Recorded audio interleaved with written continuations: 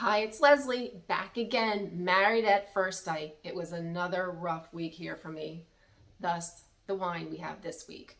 But anyway, gonna jump right in. They're at the resort and the couples were all doing very resorty things, as well as they had a night where the guys went out together and the girls went out together, and that was very telling for a lot of things. But what's also very different from other seasons is there seems to be kind of teams forming between the couples and the other couples. Like some couples side with other couples, and there's a lot of friction happening there that we're going to just jump right in and get into here. And there were no experts. They send them on their honeymoon and there's no experts on the honeymoon. That could prove to be disastrous because some of these couples could be totally over before they even get back from their honeymoon. But that being said, the guys went out. Of course, their first, typical of guys, their first discussion point was who actually had sex between the couples. Very interesting, and the girls basically went for the same topic, just a little more delicately. But it was very interesting. The guys jump in. We find out. Now, I'm going to jump all over the place because it was all over the place this time. Mindy and Miguel, as she was like, this is very important to me. You know, if I ever do that. That was one day. They've been on this honeymoon. It's the 5th day. And for some reason, overnight, she has changed her tune, and her and Miguel had beautiful, it was beautiful, beautiful intimacy and sex and everything. And she says she was not pressured. It was natural. She was not pressured at all. He never pressured her. Just the day before, he felt that this needed to happen. Very interesting there. Everyone was quite surprised on both sides of it. You know, Miguel kind of sitting back all macho. Yeah, I got it done. Lovely. You know, Nate was kind of like, well, I don't really believe in that, you know, thinking I want to get to know her. I wanted to kind of form that emotional bond before we take it to that level. And you could already see Miguel was a little taken back, like he was throwing him under the bus, like, well, this is what works for us. Don't be calling me out or whatever. And Justin's there and has a similar feeling like, no, we want it to build. We want to do things the right way, become really good friends and everything. So kind of they were teaming up against Miguel, who has obviously had a different approach, which was interesting. Justin says him and Alexis are getting incredibly comfortable together. He did say that they walk around naked, and I don't know if he meant literally or just kind of naked in a sense like they're in their boxer shorts and t-shirts or something. I don't know. I don't know how you can walk around naked. But anyway, so Nate and Stasha, they have now had all the things of cleaning together. They have taken showers together. They can have taken baths together, but they have not slept together. And that is what they feel is the best thing.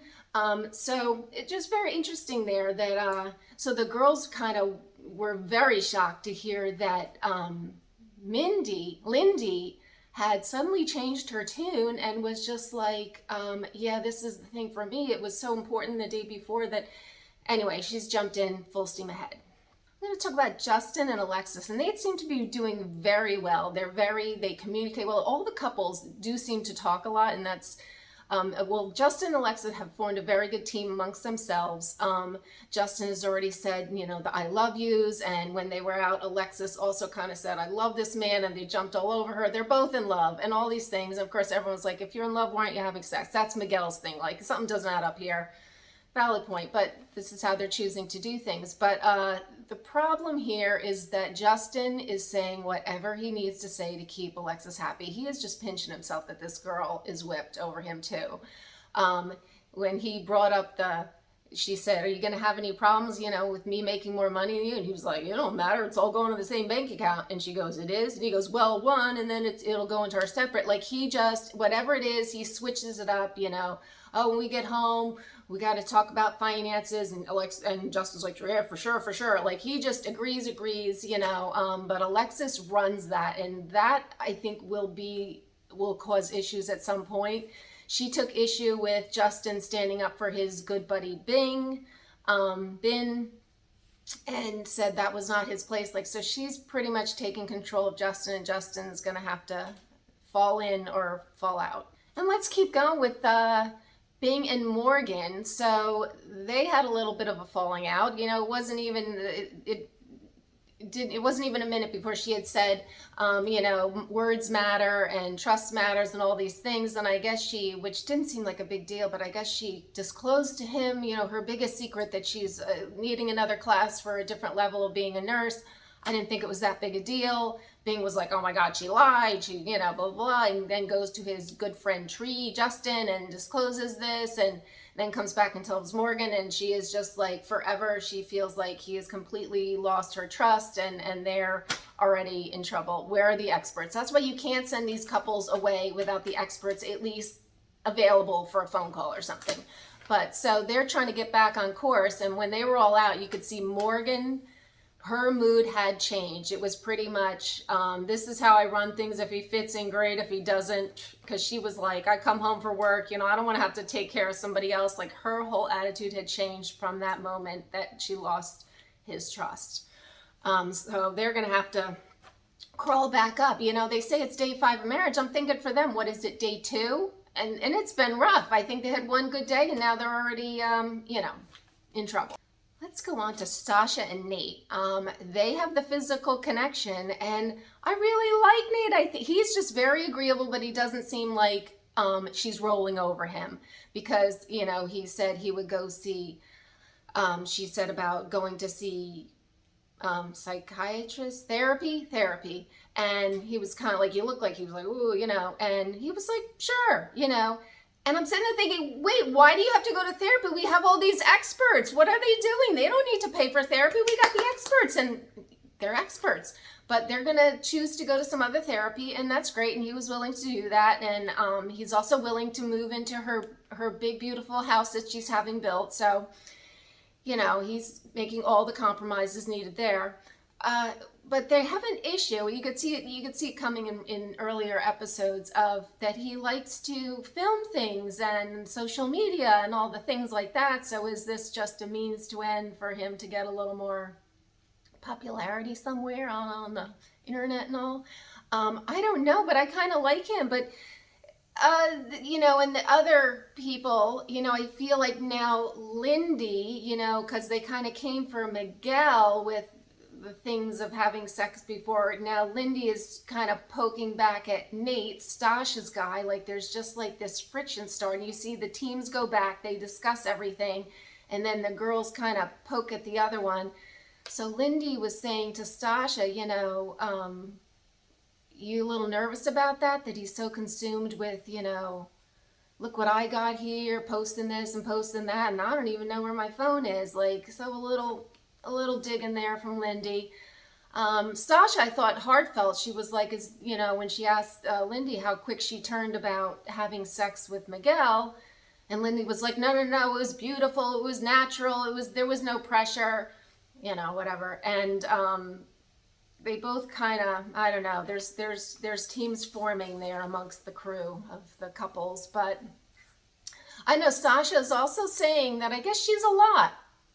She has a lot of baggage. She keeps alluding to the fact that whenever all this comes out, Nate's in for it, because she seems like she has a lot of baggage, and it's all going to be flooding out. Hopefully they wait to have that big explosion till they get back home and get in their therapy and have the experts on speed dial. Kristen and Mitch, you know, pretty Kristen, bald Mitch. I mean, Kristen is, I have to respect, she's like very, when she talks to the girls, she's always, you know, realizes the influence she'll have, because they, you know, like her, she seems to be the one that everyone gets around and encourages, and there's no, nothing but positive for Kristen.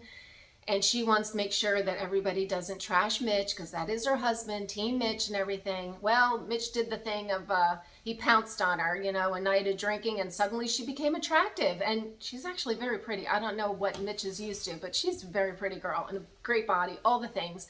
And she was not having it, thankfully.